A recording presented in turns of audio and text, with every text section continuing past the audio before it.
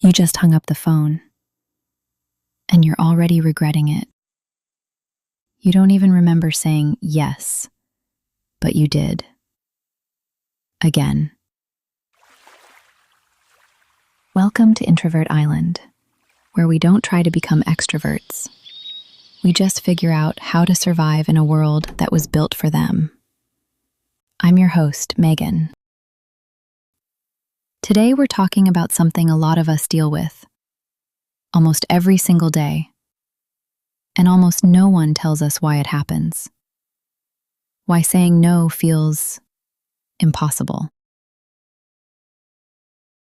Have you ever said yes to something and felt your stomach drop in the exact same second? Like some part of you already knew you were going to regret this. Here's the thing nobody tells you. You're not saying yes because you're weak. You're saying yes because your nervous system gave up before your mouth could catch up.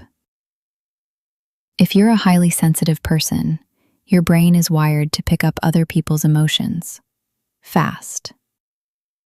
Researcher Elaine Aron found that about 1 in 5 people are built this way.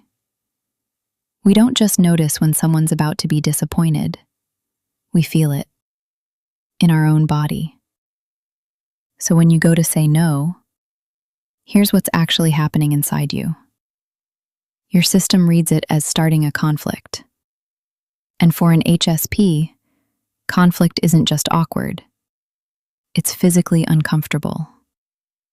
Your chest tightens. Your stomach turns. Saying no costs you something real. So your body picks the cheaper option. It just says yes, and then leaves you to deal with the bill later. Most of us learned this early. Somewhere along the way, we figured out a simple equation. Meet other people's needs, and you get to be loved, accepted, safe. So we got good at it. Really good. But here's the extra tax we pay as introverts. The extrovert says yes, goes to the thing, and recharges from it. We say yes, and then go home and digest all the regret, all the resentment, completely alone. Let me tell you about my version of this. Summer 2019. My business partner, who was also my boyfriend, had a friend who wanted to work with us on a project. He brought in 2 or 3 of his own friends to join. The project went great. Everyone got along. And it turned out this group had a tradition. Long weekends. They traveled together. That summer, they invited us to come. Normally, I'd have said no without even thinking about it. These were work contacts. We weren't close. By the time they invited us, our 2 groups had met a grand total of 3 times. But we were thinking about the future of the collaboration. We needed to keep things friendly. So I said yes, even though everything inside me was already uneasy. And those 3 days turned out to be some of the most uncomfortable of my life. 16 people, 8 couples, 1 little road trip. Out of all 16, I had met 4. And those 4? 3 times each. 1 meal each time. So, a few hours total with the only people I sort of knew.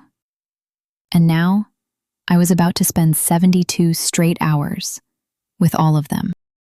The first hurdle. Room assignments. 3 rooms, 8 couples. Can you imagine sharing a room with someone you've known for less than 4 hours? The small talk alone. The second hurdle. The games. Board games. The kind where you have to figure out who's the criminal and who's the cop. And then explain your reasoning, out loud, to everyone. They mentioned that last time, someone got so into it they cried. a game that has made grown adults cry. How exactly was I supposed to play that? The third hurdle. They split up by gender. Oh my God. The one person I could lean on, my boyfriend, gone. The women all knew each other. I was the only stranger. I had to force myself in. Some of them seemed introverted too. Some seemed pretty outgoing. But they already had their rhythm with each other. And I couldn't find a single opening to step into the conversation. Every night before bed, my boyfriend would ask, "You okay today?" And I'd say I was fine, because he looked like he fit right in. I didn't want to become his baggage. It's okay. Last day. And on the drive home, I finally told him everything. That I'm just not built for group trips like this. That I'd been tense the entire time, uncomfortable in my own skin, every single minute. Stuck under one roof with people I sort of knew, but didn't really, and couldn't even treat as strangers.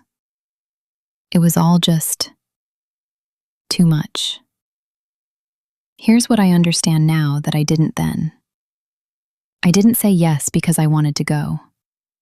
I said yes to protect a relationship. And I paid for it. Alone. So here's the part I actually want you to take with you. I'm not going to tell you to just learn to say no. Because in the moment, that's not realistic. Your nervous system won't let you. Instead, I want to give you one thing. A buffer sentence. It sounds like this. Let me check my schedule and get back to you. That's it. You're not saying yes. You're not saying no. You're just buying yourself time. And here's why this works for us specifically. When someone asks you something face to face, your sensitive system goes into overdrive. You can't think. You can only feel. Their expectation, their hope, the pressure. The buffer sentence isn't avoiding the question. It's letting your nervous system come down off the ceiling first, so you can answer from a calm place instead of a panicked one. That little pause is where it starts. And once you've practiced it enough, it grows into something bigger. Let me tell you what that looked like for me just last week. An ordinary afternoon. A business partner messaged me, invited me to a baseball game. Next Friday night. He'd invited a few friends too, he said. We could watch the game, do a little networking. And my very first thought was, I don't want to go. Here's the thing. He'd asked me before, and I had never once said no. But every single time, I came home empty, drained. And in that second, something in me just went, not this time. So I opened my calendar.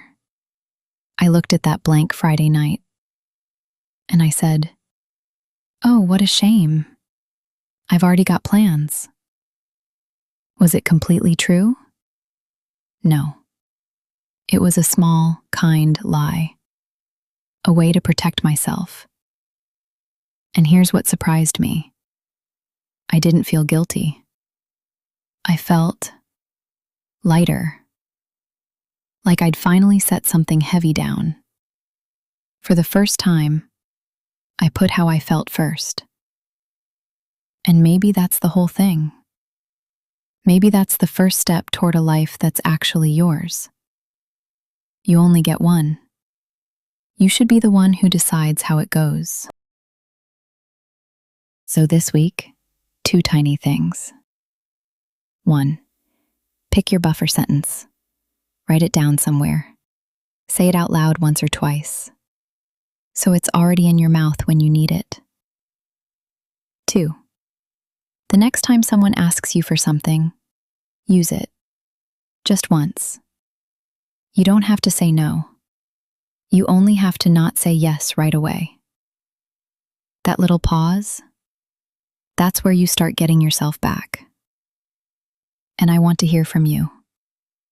What's the last thing you said yes to when you really meant no? Work, friends, family. Drop it in the comments. I read them. It's quiet on the island, but you're not alone. See you on the next one.